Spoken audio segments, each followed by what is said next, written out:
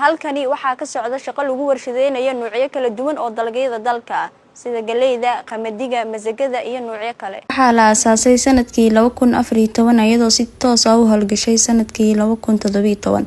In ka badan 50 shaqaale oo qaarkood joogta ah ayaa ka hawlgala warshadan oo xilliyada Ramadaanka aadka u mashquulka badan.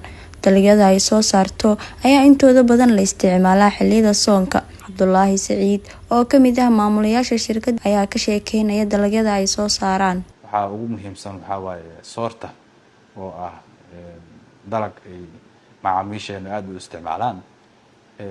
Soortu laba nooc waaye.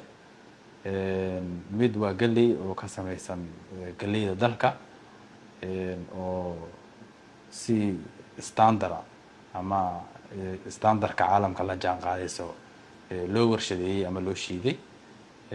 Midna waxa waaye masago. Waxa kale oo jira iyadana mushaari oo ah noocyo kala duwan oo dalagga dalka isku darsan sida qamadiga, sida maxaan ku leedahay masagada, galeyda, adiga intaas ay badan ka kooban tahay.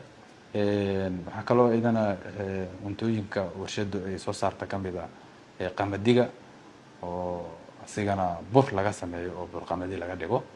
Waxa kale oo jira iyadana shan kale oo iyaguna barbar socdo shantaas kale oo hadda aan sheegay. Kuwaas mashiidna waa noocyada loogu talagalay in cambuulo ahaan loo isticmaalo. Sida ay u hubiyaan dalagyada ay soo saaraan waxa inooga waramaya Cumar Maxamuud. Faasi shaqada ugu horeysay qabatirida waxa waa shay in lagu shubo mashiin oo filtareeyo. Hadii dhagax ku jiro, hadii qashin ku jiro, hadii bareer ku jiraan meel ka shaqeeya. Badarka nadiif ah soo baxa. Kadib la shiidaa soo nadiif ah. Hadii markii la shiidaadana waxa soo maraa boorsiis kale, mashiin kale oo isagana oo qabatooyin leh oo wixii bir ah iyo wixii ku jiro kala kasii reebaya. badarka isagoo nadiif oo banaanka imaanaa. Roziya Xasan, Bilan Media, Muqdisho.